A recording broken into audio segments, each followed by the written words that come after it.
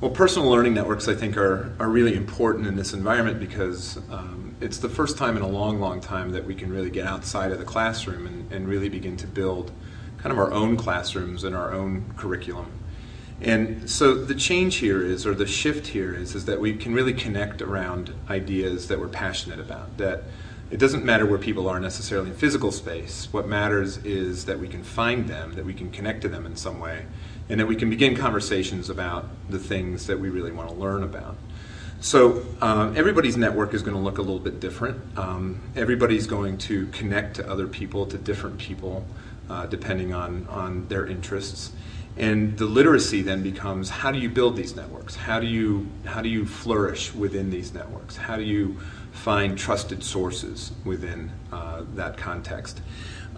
It's a very, I think, much more complex process than simply being in a physical room with a group of people who are sitting next to you or who are interacting with you on a daily basis, with maybe someone at the front of the room who is teaching you or who is kind of moving you through a particular curriculum, because it's just a more independent function.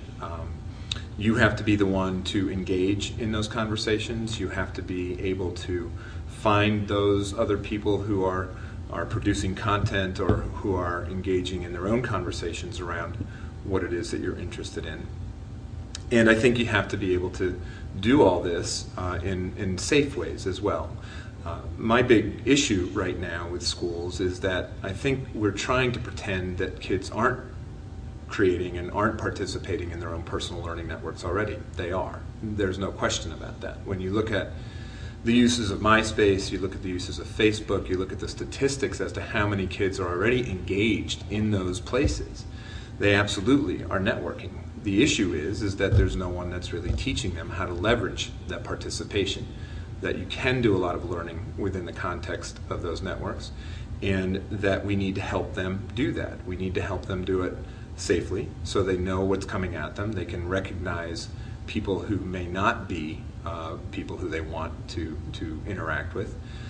We need to help them do it ethically so that they're not taking other people's work and making it their own, or so that they're not putting other people at risk or bullying or whatever else.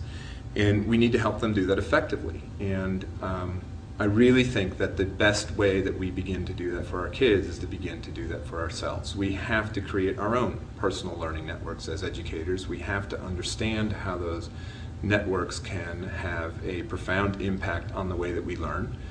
And until we do that for ourselves, I just think it's going to be very difficult to help our students navigate this much more complex world where basically anyone can talk to anyone that's online, at least, and anyone can learn and interact with other people that they can find out there. So personal learning networks are the way that the world is going right now.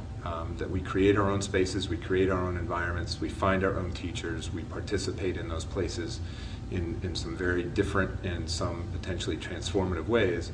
And unless we help our kids to understand the potential of that, I think they're probably not going to be as well prepared for their futures as we can help them be.